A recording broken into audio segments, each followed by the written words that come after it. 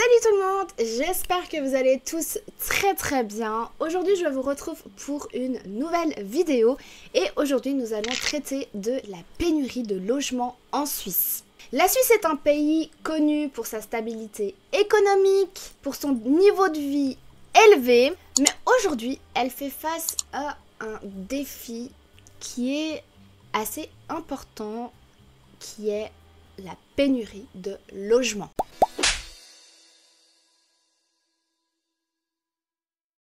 Que ce soit dans les grandes villes telles que Zurich,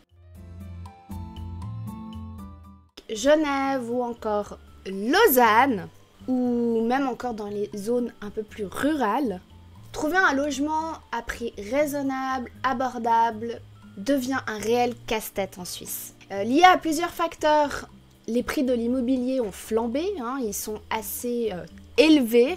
Même si cette chose est assez mondiale, ici on va parler un petit peu de la pénurie en Suisse et de ce que la Suisse met en place pour pallier un petit peu à ce problème.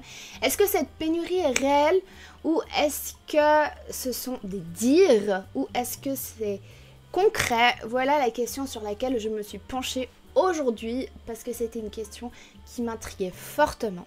Bienvenue à toi si tu débarques dans cette vidéo. Ici on traite beaucoup de la Suisse, je traite aussi de la Turquie qui est mon pays d'origine et je fais de temps en temps des comparatifs entre la France et la Suisse afin de mieux comprendre toujours le système suisse étant donné que la plupart d'entre vous qui regardez cette chaîne, vous êtes français pour la plupart. D'ailleurs si tu passes par là et que tu regardes mes vidéos assez régulièrement, je t'invite à cliquer sur le bouton s'abonner et on est parti pour cette nouvelle vidéo. Et c'est parti!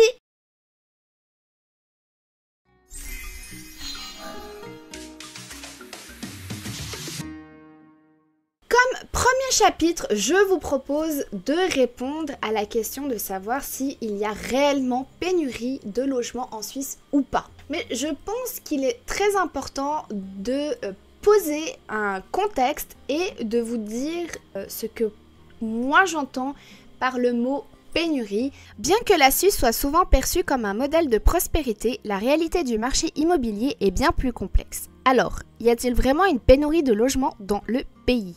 L'expression crise du logement réfère communément à une pénurie de logements abordables doublée d'une explosion des prix du parc résidentiel, surtout locatif, résultant en une pression sur la demande en logement.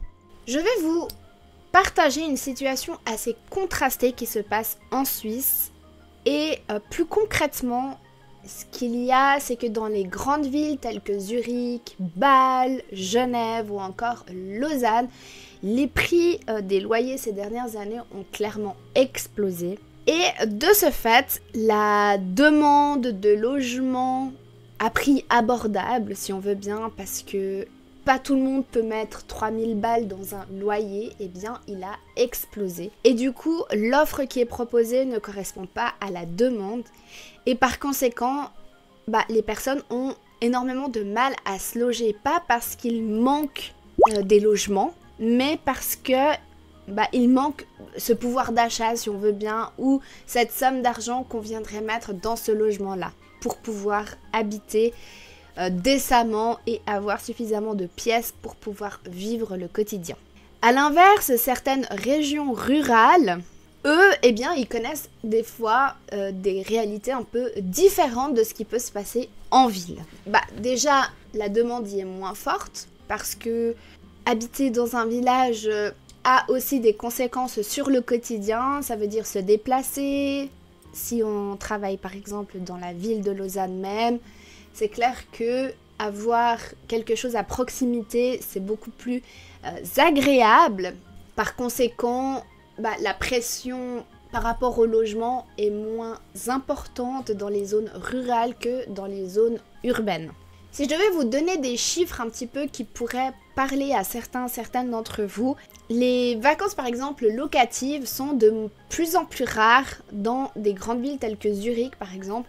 Je parle de Zurich principalement parce que c'est là aussi qu'il y a pas mal de monuments, notamment avec son pont ou autre à aller visiter. Et il y a eu une époque où effectivement Zurich attirait aussi pour du loisir, si on veut bien. Et pour vous donner un chiffre qui est assez alarmant, je trouve, c'est que par exemple les appartements qui se louaient, eh bien actuellement il n'y a que 1% des logements qui sont loués pour aller y faire des vacances dans ce genre de ville. Et étant donné que dans ces grandes villes la demande y est très forte, eh bien certains propriétaires aussi se sont tournés de locations vacancières à des locations plus permanentes telles que des loyers par exemple. Mais je pourrais aussi vous parler de l'impact de l'immigration dans les zones urbaines. Par exemple l'immigration en provenance depuis l'Union européenne ainsi que l'urbanisation croissante, eh bien contribue à la pression sur le marché de l'immobilier. D'ailleurs, la Suisse connaît une croissance démographique assez élevée. Déjà, la Suisse, elle attire pour ses salaires, elle attire pour son cadre de vie. Par conséquent, les grandes villes sont prises d'assaut en fait aussi par toutes ces nouvelles personnes qui peuvent arriver et espérer trouver quelque chose pour pouvoir se loger en Suisse. Mais la situation, elle est déjà telle et assez complexe que les nouvelles personnes qui arrivent, ça ajoute un peu la cerise sur le gâteau. C'est aussi une des raisons pour lesquelles les Suisses sont assez réticents de devoir accueillir aussi des personnes qui viennent de l'Union européenne et qui veulent venir s'implanter définitivement ou non en Suisse. Donc est-ce que la pénurie de logements est réelle, d'après ce que je viens de vous dire? Eh bien oui, elle l'est, mais de manière localisée. Dans les zones rurales, elle est moins présente, dans le sens où on arrive quand même à trouver de quoi se loger et à des prix plutôt raisonnables. Mais clairement que dans les grandes villes, les facteurs qui viennent obstruer la recherche de logements, eh bien, elles sont assez présentes déjà via l'immigration, comme je viens de vous le dire, via le fait que la demande est très forte et que les loyers sont hyper hauts. J'essaierai de vous trouver aussi des images ou bien je vous renverrai à une vidéo que j'ai faite où je vous partage aussi des prix de loyer dans le petit i. C'est vrai que ce n'est pas évident de pouvoir trouver un logement et qui correspond à notre vie de famille, à notre quotidien.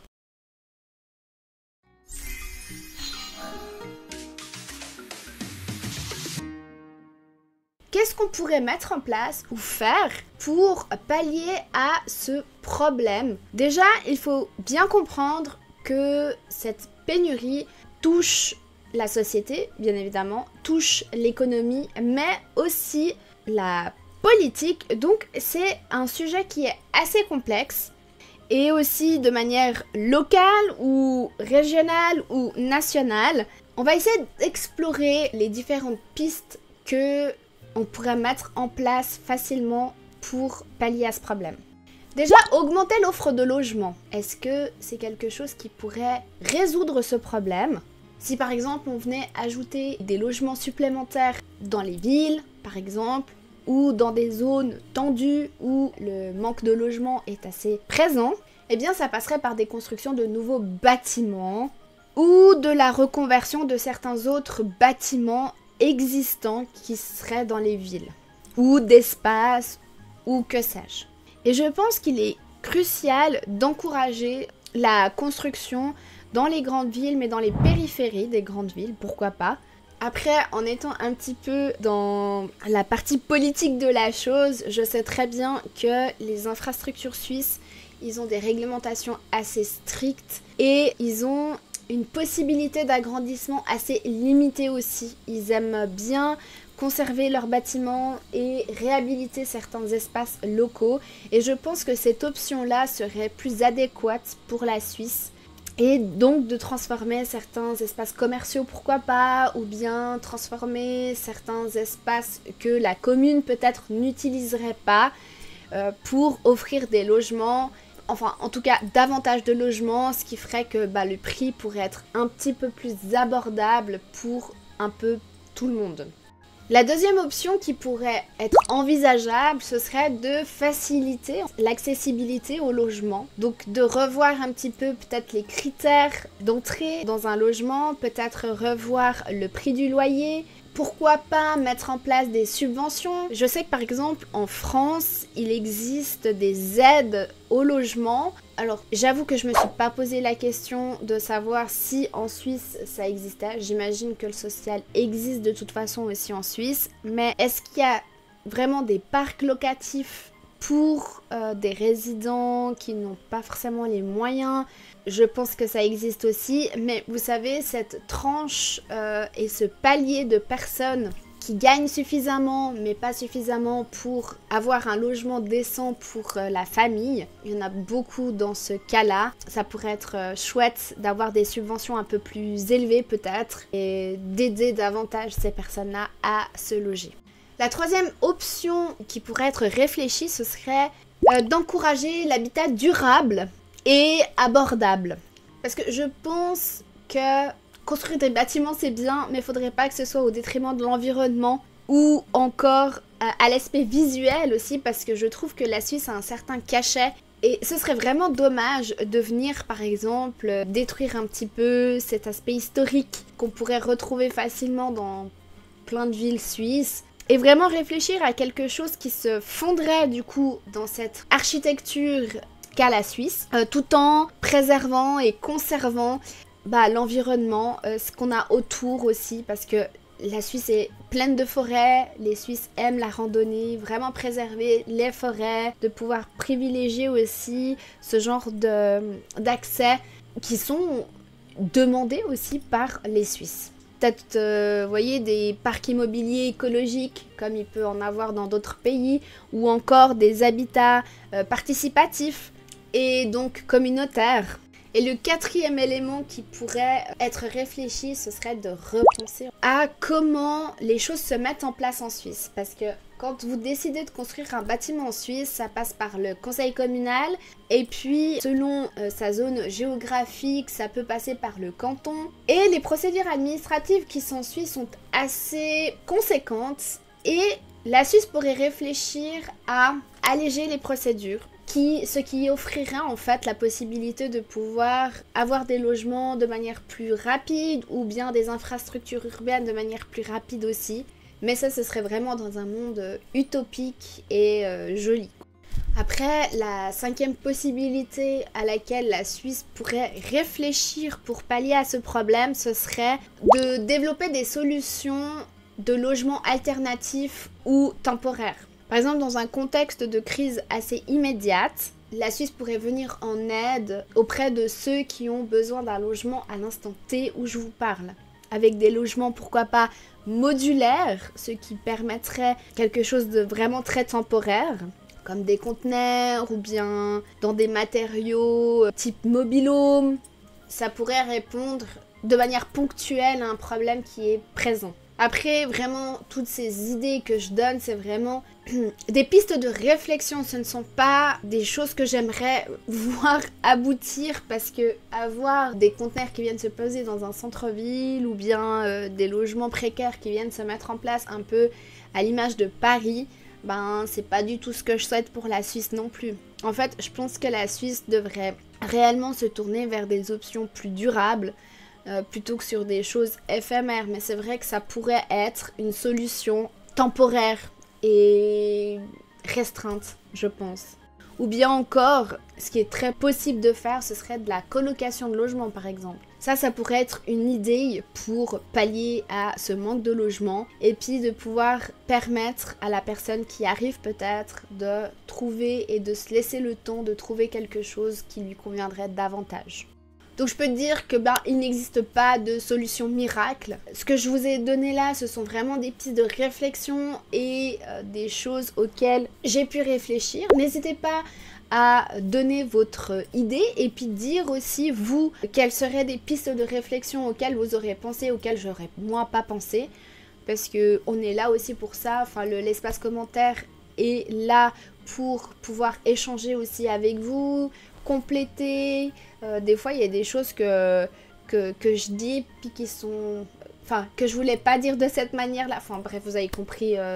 C'est compliqué de faire passer un message, d'avoir vraiment cet aspect complet de la chose. Je sais pas si c'est clair ce que je raconte, mais enfin voilà, vous avez compris l'idée. Mais il est clair que c'est nécessaire de se pencher sur la question et pallier en fait à ce problème de pénurie de logement de manière plus durable, je pense.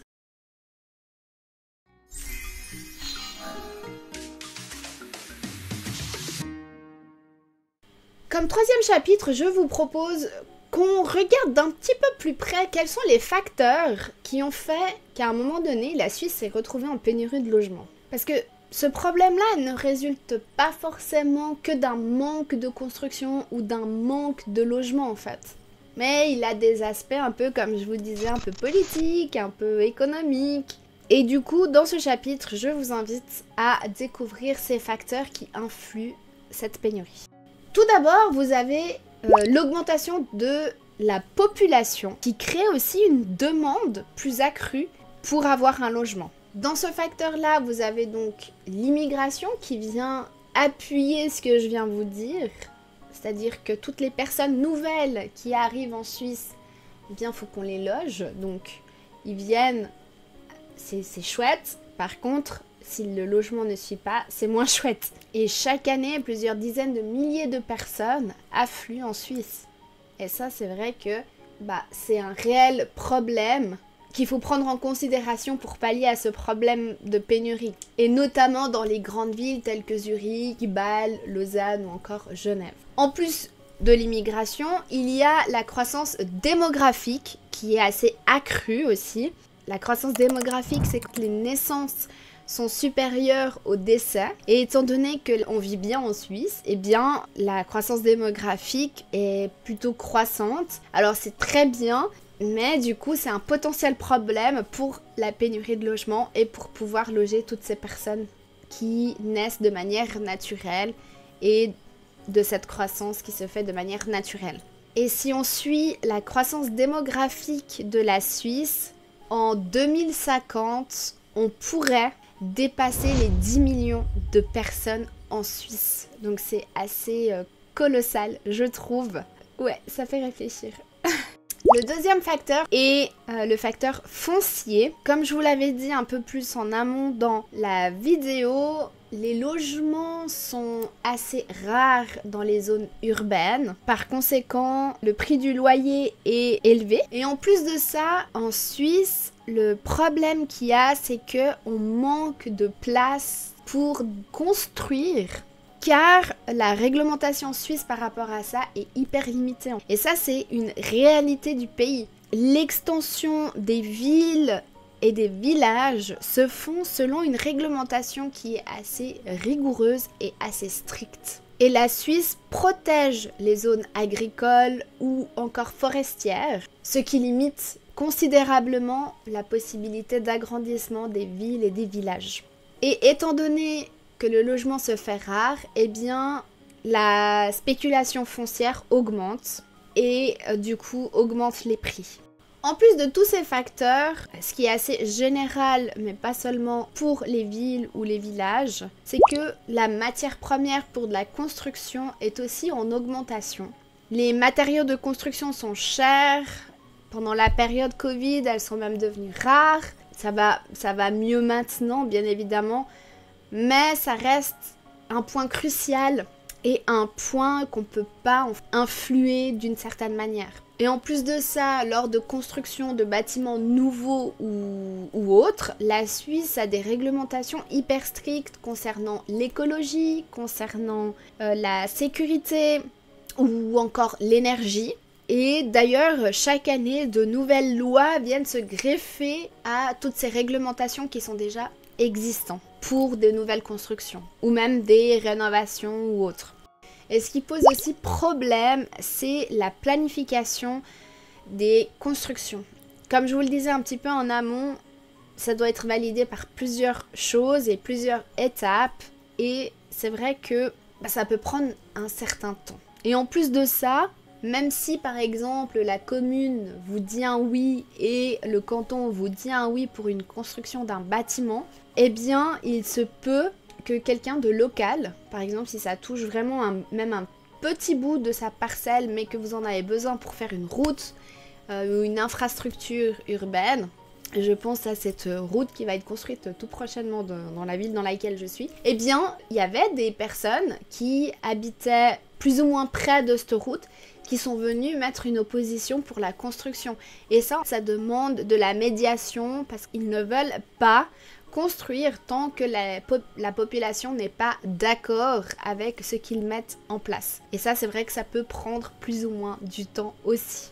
Le cinquième facteur qui pourrait influencer cette pénurie, c'est l'évolution des modes de vie et de travail. Après Covid, on a connu cette période de télétravail qui est apparue et elle a grandement influencé la manière dont on pouvait vivre ou concevoir la façon dont on travaillait. D'un côté, c'est plutôt positif parce que les personnes qui vivaient au centre-ville pouvaient éventuellement aller dans des zones un peu plus urbaines parce que justement pouvaient travailler en télétravail et n'étaient pas obligés de rallier de là où ils travaillent à chez lui. Donc c'était plutôt positif. Mais du coup, étant donné que les personnes s'excentrent, eh bien, ils vont chercher aussi des logements plus spacieux, plus grands, avec plus d'espace, avec plus peut-être d'espace aussi à l'extérieur ou avec des critères un peu plus pointus. Et il y a aussi une autre réalité en Suisse, c'est que les jeunes sont moins à vouloir regarder pour acheter des logements. Ils laissent venir vraiment la chose et du coup, ça peut avoir une conséquence aussi un peu directe dans la pénurie du logement parce qu'ils vont venir se greffer sur le parc locatif, or qu'ils ont peut-être la possibilité d'acheter et ils refusent de le faire parce qu'ils aiment bien justement cette mobilité qu'apporte le parc locatif.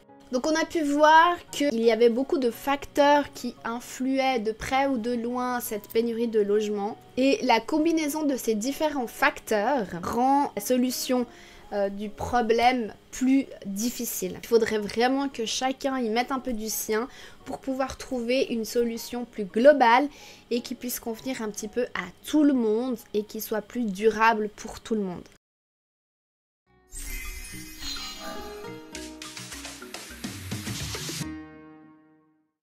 Alors, qu'est-ce que la Suisse a pu mettre en place jusqu'à maintenant pour pallier à ce problème-là ?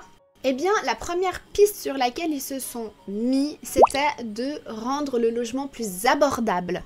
Donc, il existe des logements subventionnés afin de répondre à la demande des ménages modestes. Plusieurs cantons ont mis en place des programmes de subvention pour financer des logements sociaux ou à louer. Et pour la plupart, ils sont gérés par des autorités publiques. Et par conséquent, des personnes qui ne peuvent pas prendre un logement parce que le loyer y est élevé, eh bien là, la problématique est résolue de cette manière-là. Le gouvernement a également mis en place et introduit des mesures pour aider les particuliers à acheter en fait leur appartement ou leur logement, grâce notamment à des taux réduits ou encore à des aides fiscales.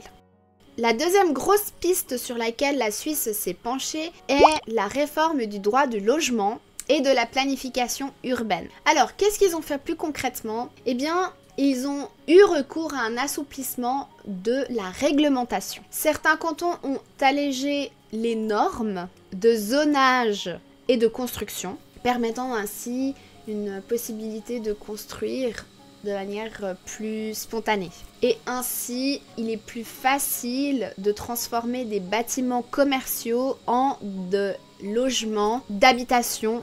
Mais c'est vraiment très localisé, hein. C'est vraiment les cantons en plus décident et font un peu comme ils ont envie. Donc ce n'est pas valable pour toute la Suisse. Mais voilà un petit peu les pistes de certains et de ce qui a été mis en place un petit peu dans la Suisse. La révision des lois et des planifications du territoire.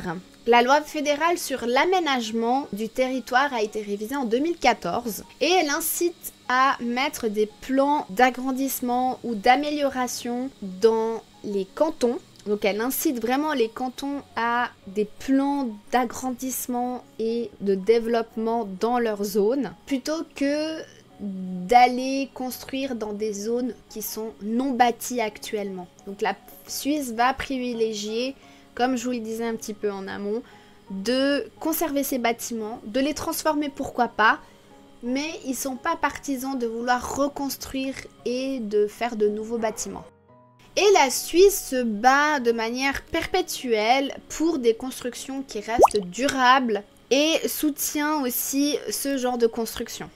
Par exemple, elle va mettre en place très facilement des subventions pour des particuliers pour qu'ils aient des aménagements durables chez eux et pour respecter des normes énergétiques qui sont assez strictes dans le pays. Et par conséquent, à plus large échelle, ça peut aussi demander aux cantons, aux communes, de se mettre à jour et de rendre des logements plus durables. Qui dit énergie durable et renouvelable dit aussi des prix plus attrayants pour avoir recours à ces énergies-là. Donc c'est un peu tout bénef pour les locataires aussi, par exemple. Si on a un moyen de chauffe qui est durable et renouvelable, c'est beaucoup plus agréable et moins coûteux que d'avoir une ancienne installation, par exemple. Il existait deux formes de logements participatifs ou coopératifs. En fait, les logements coopératifs, ça va être des logements que des coopératives vont mettre à disposition à des particuliers avec des prix hyper abordables. Et vous avez le logement participatif où là, on va venir approcher en fait les résidents et construire au plus proche de leurs besoins et de ce qu'ils ont besoin dans la construction. Ça peut être des aménagements de couleurs, des aménagements autres, enfin voilà, vous avez compris l'idée. Donc c'est un projet participatif où il y a deux personnes qui se mettent ensemble pour construire quelque chose. La cinquième piste que la Suisse a mis en place, c'était de mettre et d'augmenter l'offre des terrains constructibles. Donc les réserves foncières pour des terrains constructibles pour des logements, la Fédération suisse a demandé au canton de vraiment faire attention et de répondre à la demande de garder des réserves foncières pour des potentiels logements. Ces réserves foncières qu'on a demandées au canton sont réservées pour des logements, pour des familles à revenus modestes ou à des prix inférieurs au coût qui peut se pratiquer sur le marché. Il y a aussi eu des requalifications de friches industrielles, notamment par exemple dans les grandes villes ou des terrains vacants qui peuvent être réhabilités ou transformés. La Fédération, toujours dans cette idée de vouloir construire de nouveaux logements, a demandé à ce que ces bâtiments soient vidés s'ils n'étaient pas utilisés afin de les transformer et de les réhabiliter pour un potentiel logement et pour accueillir un potentiel logement. La Suisse essaye aussi de pallier à cette crise du logement. J'étais assez surprise quand je l'ai lu, quand je faisais mes recherches pour cette vidéo, mais effectivement des logements modulaires, préfabriqués et modulaires sont de plus en plus utilisés pour répondre à des demandes urgentes de logement. Donc ces bâtiments, en fait, ils sont rapides à mettre en place, ils ne demandent pas forcément de construction ou de maçonnerie, mais ils répondent de manière immédiate à un besoin immédiat. Et certaines technologies numériques en Suisse cherchent par exemple des moyens de construction qui explorent en fait des solutions beaucoup plus rapides et beaucoup moins coûteuses pour les constructeurs. Notamment par exemple avec de la construction en 3D, ou encore par la modularité avec le béton ou d'autres alternatives comme celle-ci. On peut remarquer que la Suisse a mis en place certaines mesures pour pallier à ce problème de manque de logement. Toutefois, malgré toutes ces mesures bien prometteuses, n'a pour l'instant en tout cas pas résolu le problème de la crise du logement. Mais à force et ensemble, je pense qu'il est possible de remédier à ce problème, mais plus dans le temps et non dans l'immédiateté. Nous voilà arrivés à la fin de cette vidéo et de cette exploration de cette pénurie de logements. Malgré cette situation complexe, il est clair que la Suisse a mis en place et a mis en œuvre plusieurs pistes pour pallier à ces problèmes-là. Cependant, comme je vous l'ai dit dans la vidéo, ça reste assez semé d'embûches, ça ne dépend pas que d'une personne et plus d'une collectivité et de manière plus collégiale. Au-delà des solutions actuelles qui ont été mises en place, quelles seraient les pistes de réflexion qu'on pourrait encore avoir pour pallier à cette pénurie de logements? Dites-moi en commentaire. Est-ce que la Suisse, en finalité, pourra continuer à répondre à cette demande de logement, de construction et d'agrandissement, tout en préservant ce qui lui est cher, tout ce qui est environnement, tout ce qui est durabilité, préservation des lieux et de l'environnement? N'hésitez pas à partager vos réflexions en commentaire, à venir discuter avec moi si vous le souhaitez. Je suis aussi ouverte à ça. Je réponds à beaucoup de commentaires. Moi, c'est sur ça que je vais vous laisser. Je vous embrasse et je vous dis à très vite pour une nouvelle vidéo. Des bisous. Ciao!